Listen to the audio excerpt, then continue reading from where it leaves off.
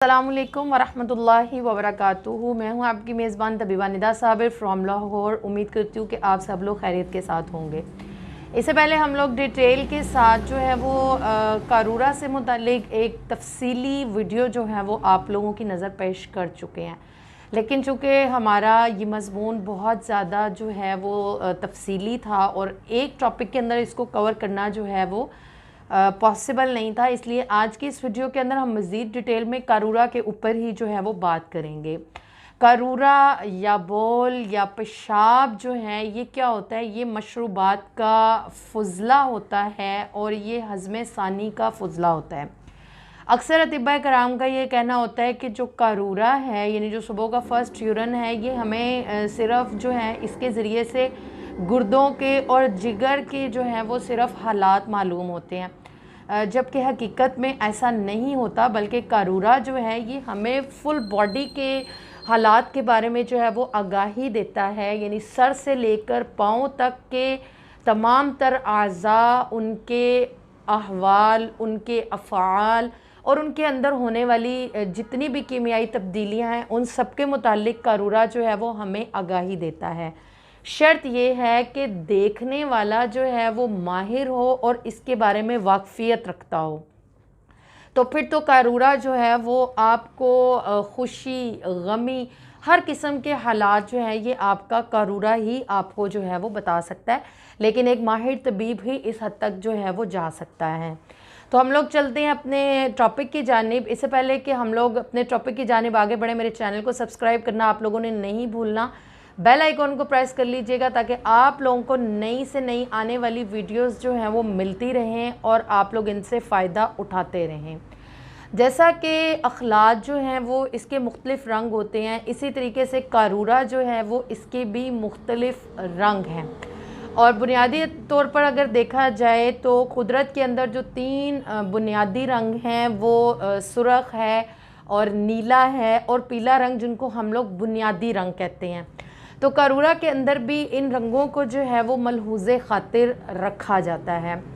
अब जो अतिबा कराम हैं, जो कि मुतक़द्दिमीन हैं या मुताख़िरीन हैं, इन्होंने कारूरा के 5 जो हैं वो बेसिक कलर बताए हैं, जिनको हम कारूरा के अंदर जो है वो देखते हैं। जिसके अंदर सबसे पहले हमरत यानी कि सुर्ख रंग, उसके अलावा सफ़रत यानी कि ज़र्द रंग, नंबर 3 पर खज़रत यानी सब्ज़ रंग और असवद स्याह रंग और अबियज़ जो है वो सफ़ेद रंग। ये 5 जो हैं वो रंग हैं। फिर इसके बाद आगे इनमें से ये जो कलर्स हैं, इनमें से हर एक की जो है वो तफसील है और उसके मदारिज हैं और उसकी मज़ीद जो है वो तफसील है। तो सबसे पहले हम लोग बात करते हैं सफ़रत के बारे में, यानी जो ज़र्द रंग होता है उसके क्या क्या मदारिज हैं और उसकी क्या जो है वो तफसील है। इसमें सबसे पहला जौन सा रंग आता है जिसको हम लोग उतरुज्जी रंग कहते हैं, ठीक है जी।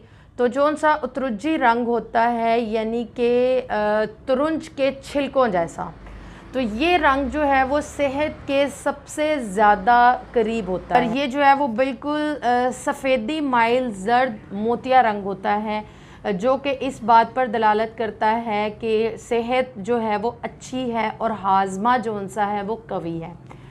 अब जौन सी सफ़रत है, इसके अंदर ही जो दूसरा हमारे पास रंग आ जाता है जिसको हम लोग तिबनी रंग बोलते हैं। तिबनी रंग होता है, इसके अंदर हल्की सी जर्दी पाई जाती है, लेकिन इसके अंदर जो है वो सफ़ेदी गालिब होती है।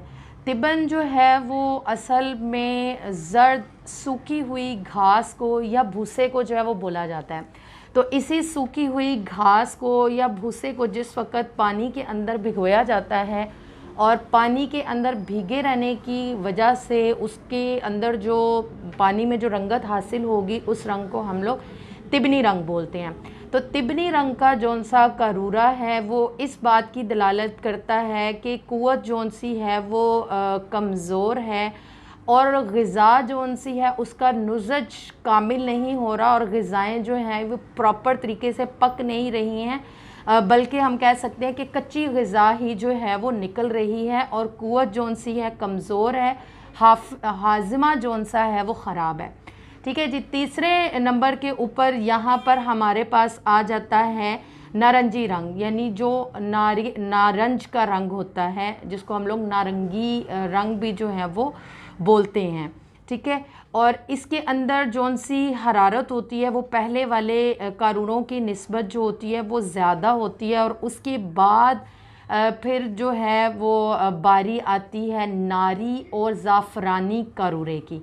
तो इस एतबार से जौन से सफ़रत यानी ज़र्द रंग के कारूरों के जो मदारिज और जो मराहिल थे उनको मैंने तरतीब वार आपके साथ जो है वो बयान कर दिया। ठीक है जी। के ऊपर यहाँ पर हम लोग चलते हैं हमरत, यानी जो सुर्ख रंग का कारूरा है उसके जौन से मदारिज हैं, जौन से उसके तफसील है वो क्या है। तो उसके अंदर एक आ जाता है अहमर, यानी अहमर नासे, अहमर कानी और अहमर अक्तम।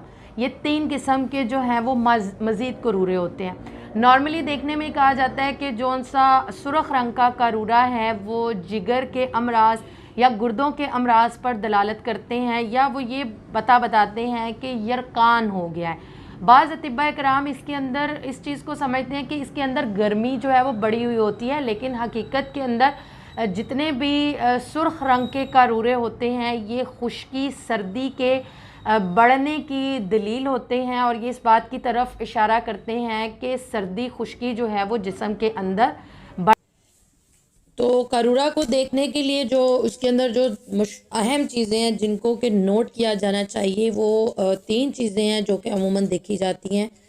उसके अंदर कारूरा की मिक़दार है, उसकी बू है और उसकी झाग है। तो अगर कारूरा की मिक़दार जितनी मिक़दार जो है वो कसीर होगी, यानी ज़्यादा मिक़दार के अंदर कारूरा आएगा, वो इस बात की दलील होगी कि जिस्म में या तो बर्द यानी सर्दी हो गई है या अखलात में बर्द हो गई है। क्योंकि हमारे नज़दीक जो मोतदिल और मेयारी मिक़दार है वो 24 घंटों में 1.25 सेर है। यानी एक आम आदमी को 24 घंटों में तकरीबन 1.25 सेर पेशाब जो है वो आना चाहिए। तो अगर इससे मिक़दार कम हो जाती है तो इसका मतलब क्या होगा कि जिस्म में कसाफत आ गई है और बर्द और अर्जियत आ गई है, यानी कि अर्जी मादे जो हैं वो बढ़ गए हैं। अब उसमें जितनी शफाफियत होगी उस लिहाज से इसका फ़ैसला होगा, और जितनी कदूरत होगी उस लिहाज से उसको देखा जाएगा।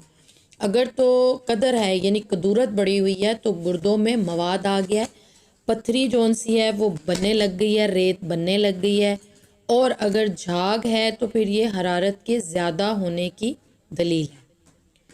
इसी तरह से अगर उसमें मवाद जो है वो ज़्यादा बहता है तो ये अर्जियत की दलील है, यानी उसमें रिया ज़्यादा होने की वजह से ऐसे मरीज़ के अंदर रियाही अमराज जो हैं वो ज़्यादा होंगे। और अगर सुरख कारूरा है उसके अंदर कदर ज़्यादा है तो उसमें अर्जी मादे ज़्यादा हैं, बरूदत है और सदावियत है। और अगर उसमें जो है वो शोखी पाई जाती है तो वो हमरत है, यानी इस कारूरा में खून मिला हुआ है। तो अगर तो कारूरा ज़्यादा सुर्ख हो जाए और स्याही माइल होगा, उसमें अर्जी मादे अगर ज़्यादा हैं तो फिर ये दिल के अमराज ज़्यादा होने की दलील है। ठीक है जी। इसी तरीके से मैदे के अमराज ज़्यादा होंगे, मैदे के अंदर गैसेस होंगी, रिया भरी हुई होंगी, मैदे में दर्द रहता होगा और कभी कभार जो है वो बुखार भी हो जाया करता होगा।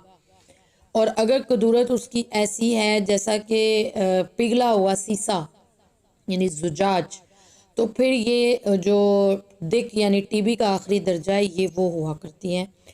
और अगर कारूरा जो है वो स्याह है और सुर्खी माइल है और जो उसकी स्याही में सफ़ेदी है तो इसका मतलब है कि बलगम जो है वो जली हुई है और वो सौदा में बदल गई है। और उसमें अगर जर्दी ज़्यादा है तो वो सफ़रा है, अगर उसमें सुर्खी ज़्यादा है तो खून में फसाद जो है वो पैदा हो गया है।